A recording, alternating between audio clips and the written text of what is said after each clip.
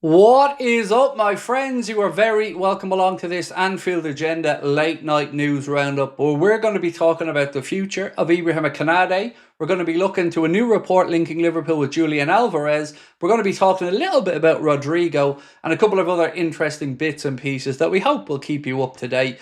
Do let me know your thoughts on everything that I speak about in this video in the comment section. Drop a like on the video if you enjoy it, and of course, we hope you've already hit that subscribe button, but in case you haven't, don't forget to check out Anfield Agenda's Clips channel as well, by the way. We're trying to get that to 100,000 subscribers, and you may think you're already subscribed, so just do me a little favour and double check for me. And also, I know you're sick of me banging on about our live shows, but a little bit of news on this one. We have now got a musical act booked to sing all the Liverpool favourites, both nights as well. Both the shows are at the Hot Water Comedy Club, May 25th, May 28th. You can get your tickets with the QR code on screen. And as I mentioned, as well as having the Premier League trophy there with us and mini trophies to give away to a few people, we're also now going to have that live musical act, getting you guys ready for my fat ass to get on stage. So hope to see you there on the night, and thank you again to those who've already got their tickets.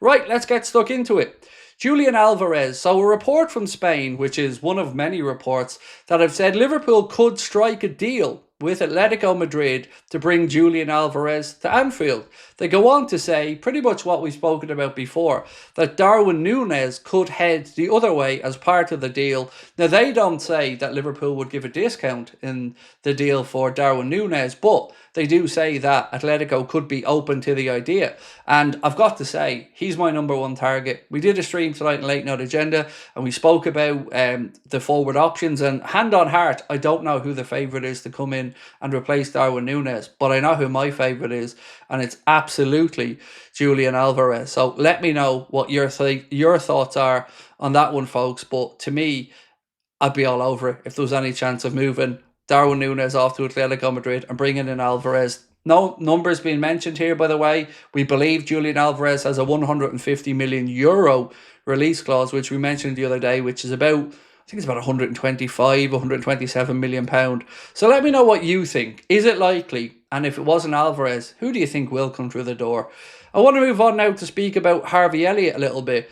Harvey Elliot is being monitored by up to 5 Premier League clubs, according to a report from Caught Offside. They say Wolves, Villa, Bournemouth, Palace and Newcastle are all keeping an eye on the player, and his asking price from Liverpool is set to be between 40 and 50 million pound, but this figure could drop if substantial bids do not materialise early in the window.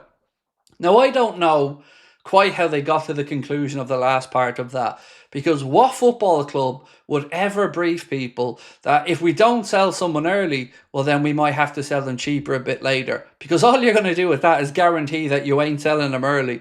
So we know Harvey Elliott is of interest to Newcastle for definite. We know Wolves have admired towards him as well. But I don't know how likely or how quickly he may move. He's going to want to stay. Of course he is. He loves Liverpool through and through. But if Arna really does feel like it's the right time to move him on, then I think a figure of about 35 or 40 million pound is realistic. But I don't agree with the second part of that if you can't move him on quickly, you're going to have to start knocking down the price, because you're never going to sell him in the first place then.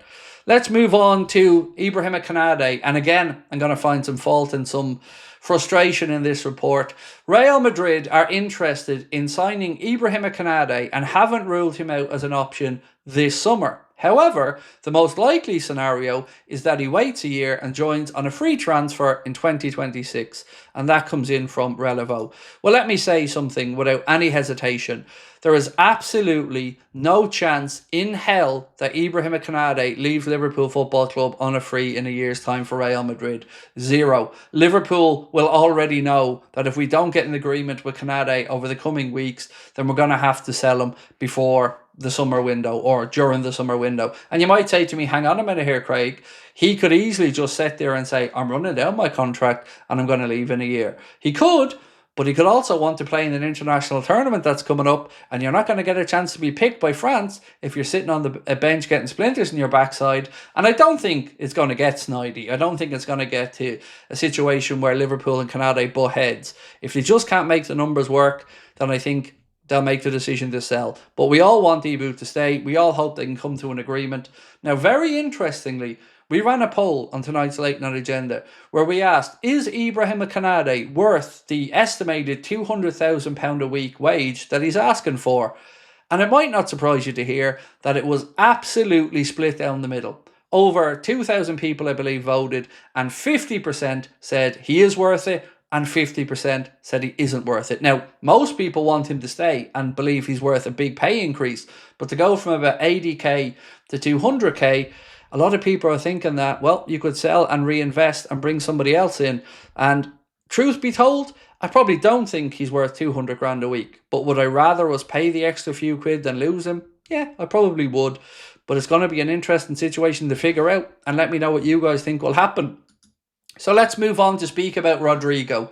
No surprise that he might be leaving Real Madrid. This piece here from Spain said that Madrid are prepared to let Rodrigo leave this summer, but they've no intention of losing Endrick, and the young Brazilian striker, as in Endrick, is untouchable. Well, look, we have no interest in Endrick, thankfully, but I can't speak to how serious the interest in Rodrigo is. I know that there was interest a long time ago when Michael Edwards tried to bring him in from Brazil before he went to Real Madrid, but I can't speak to how serious Liverpool's interest may be right now. There are reports that suggest his camp have been in touch with Liverpool and that Liverpool are going to run the rule over it and see if the numbers add up. It would be a very exciting transfer, but it isn't one that I think I'm going to sit here and hold my breath on. It feels a little bit far-fetched, although I would very much welcome the idea of Rodrigo joining Liverpool. And the last story that I have for you guys tonight comes from over in Italy, and it's regarding a defender from Juventus, but not one that we've spoken about before. So this piece here said, not only Manchester City, but there are several other Premier League sides, including Liverpool, Bournemouth and Aston Villa, all monitoring Nicolo Savona next summer, but there is no advanced negotiations thus far. The 22-year-old does not have a price tag set either, as for now the management hasn't placed him up for sale, but things can change. And that comes from tutojuve.com. So I don't know anything about this guy. I won't lie, I didn't even know he existed until I seen this article. So just again, if you're like me and you're trying to quickly search, it is Nicola, Nicola, Savona, Savona.